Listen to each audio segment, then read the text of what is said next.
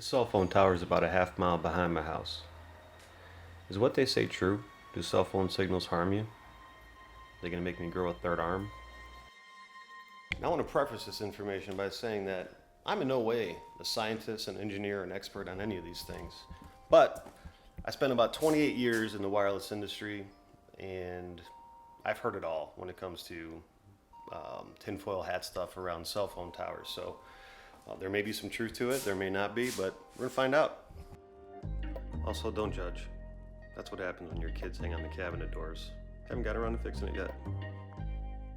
And this, apparently, cell phone usage might cause short-term memory loss because my kid can't remember to bring his clothes upstairs. So why has there been a growing concern around cell phone signals and the health effects they have on you? There's probably two main reasons for that.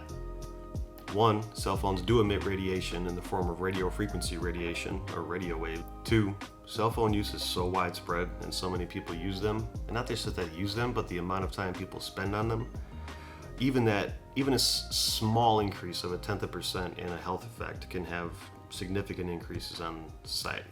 However, the evidence suggests that we may be okay, so let's look into it a little bit more. According to cancer.gov, brain and central nervous system cancers have been a particular concern because of handheld phones, and basically you're holding them close to your face. So they're concerned about the proximity of the radio frequencies and the radiation to your head and your organs.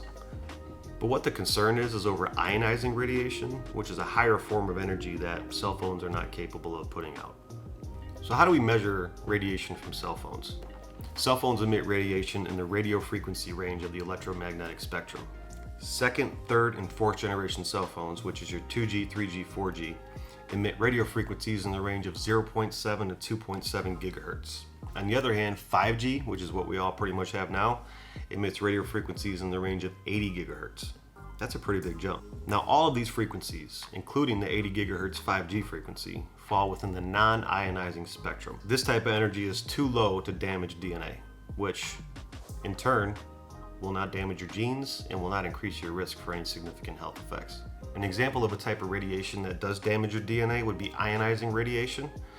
That type of radiation is found in traditional x-rays. So if you break your bone, go see your doctor, get an x-ray, you're more likely to have an adverse health effect from that than using your cell phone.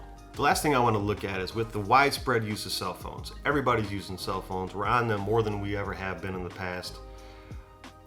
Has there been an increase in health effects from, say, the pre-cell phone era to now the dominant cell phone era?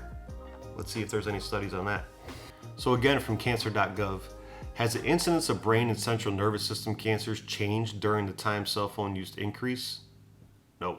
It goes on to say that investigators studied the incidence of central nervous system cancers, which is the number of new cancers diagnosed each year, if that has changed during the time cell phone use has increased dramatically. And the studies have found that stable incidence rates for adults in gliomas, stable incident rates for pediatric brain tumors in the United States, stable incident rates for acoustic neuroma, which are non-malignant tumors, and meningioma, which are usually non-malignant among U.S. adults since 2009.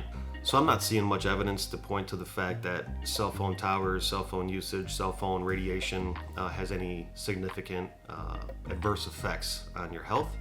Again, do your own research. I will link the source for a lot of this information in the description below from cancer.gov. As always, subscribe, hit that bell so you know when I upload more useless stuff, and talk to y'all soon.